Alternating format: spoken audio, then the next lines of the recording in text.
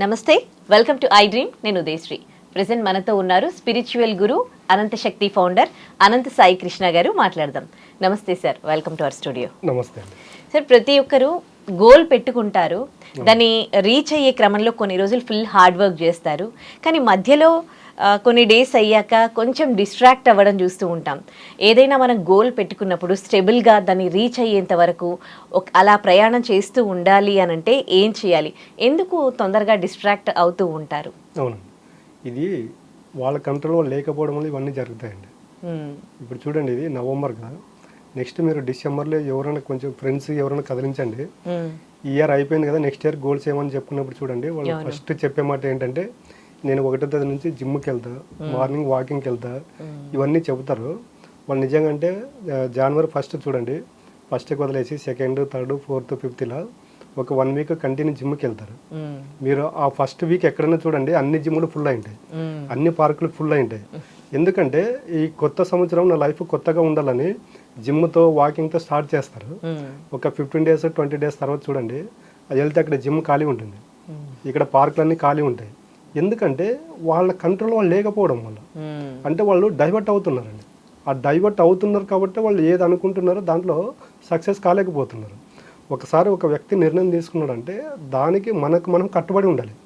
ఇప్పుడు మనము ఏదైనా చెయ్యాలనుకున్నప్పుడు చూడండి, ఈ పని చేయాలనుకున్నప్పుడు దాంట్లో 100 మంది ఫెయిల్యూర్ అయిన వాళ్ళే చెబుతూ ఉంటారు మనం బయట. దాంట్లో ఎవరో ఒకరు సక్సెస్ అయిన వాళ్ళ గురించి మనం ఆలోచన చేయట్లేదు, సక్సెస్ అయిన వాళ్ళ గురించి మాట్లాడట్లేదు. ఫెయిల్యూర్ అయిన వాళ్ళ గురించి మాట్లాడుతున్నాం కాబట్టి ఇది నా వల్ల ఎక్కడ అవుతుంది, నాకే ఎందుకు ఇలా జరుగుతుంది అని డైవర్ట్ అవుతారు అనమాట. ఒకటేనండి, యద్భావం తద్భవతి. నువ్వు ఏదైతే అనుకుంటావో అది జరిగి తీరుతుంది. బట్ మనిషి ఏం చేస్తున్నాడంటే దానిపైన స్టేబుల్గా నిలబడట్లేదు. ఆ స్టేబుల్గా ఎందుకు నిలబడలేకపోతున్నాడంటే తన యొక్క చేసే ఆలోచనలు అండి. మనిషి ఎప్పటికైనా ఎలాగ ఉండాలంటే పాజిటివ్ ఆలోచనలు చేస్తూ ఉండాలి, పాజిటివ్ సర్కిల్తోనే తిరగాలి. ఇవన్నీ ఎలాగుంటాయంటే ఇవన్నీ ఎప్పుడైతే చేస్తామో మన చుట్టూ ఒక పాజిటివ్ ఆర్ అనేది క్రియేషన్ అవుతుంది.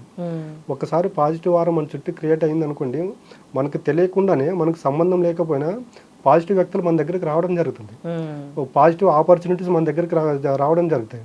ఇప్పుడు మనం చూడండి, ఒక బాధలో షాడీగా ఉన్నాం అనుకోండి, మనకి ఏమవుతుందంటే ఆ బాధలో ఉన్నటువంటి వ్యక్తులు మనకు కాల్ చేస్తారు. ఆ బాధలో ఉన్నటువంటి పరిస్థితులు మన దగ్గరకు వస్తాయి, మనం బాగా అబ్జర్వ్ చేసినట్టయితే. మరి అదే మనం హ్యాపీగా ఉన్నప్పుడు చూడండి, హ్యాపీగా ఉన్నటువంటి వ్యక్తులు మనకు కాల్ చేయడం, హ్యాపీగా ఉన్నటువంటి మూమెంట్లు మనకు గుర్తు రావడం జరుగుతుంది. వీటన్నింటి కారణం ఎవరంటే మనమేనండి. మన యొక్క తలరాతను మనమే రాసుకుంటున్నాము తెలిసి తెలియక. బట్ మనిషి ఏం చేస్తున్నట్టు ఇవన్నీ గుర్తించుకోవట్లేదు.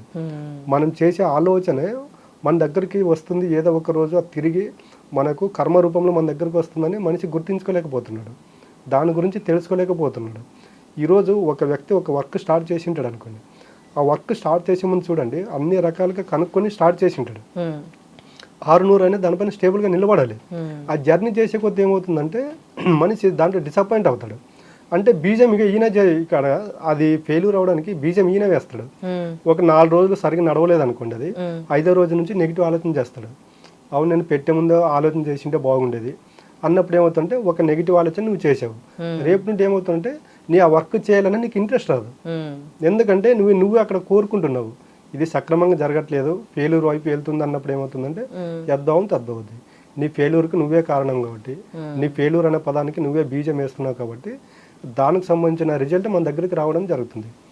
కాబట్టి మనిషి ఒకటి స్టార్ట్ చేసినప్పుడు అది ఎంత కష్టం వచ్చినా కూడా దానిపైన స్టేబుల్గా నిలబడాలండి. ఆ స్టేబుల్గా నిలబడినప్పుడే మనం సక్సెస్ అవుతాము.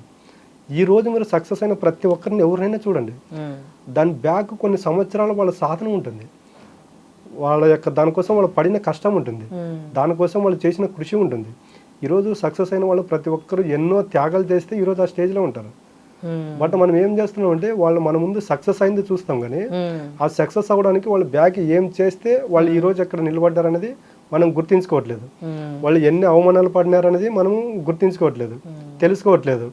వాళ్ళు ఒకే దానిపైన ఎన్ని రోజులు స్టేబుల్గా ఉంటే వాళ్ళు ఇక్కడ దాకా వచ్చారనేది మనము ఇవన్నీ ఏం చేస్తున్నామంటే కొట్టిపడేస్తున్నాం. మన వల్ల ఎందుకు అవుతుందిలే, వాళ్ళు సాధించారు మనం సాధించలేము, మన వల్ల అవుతున్నప్పుడు ఏమవుతుందంటే దానికి సంబంధించిన రిజల్ట్ మన దగ్గరకు వస్తుంది. ఒక వ్యక్తి మెంటల్గా ఫిక్స్ అయినప్పుడు ఏమవుతుందంటే దానిపై నిలబడాలి ఫోకస్గా.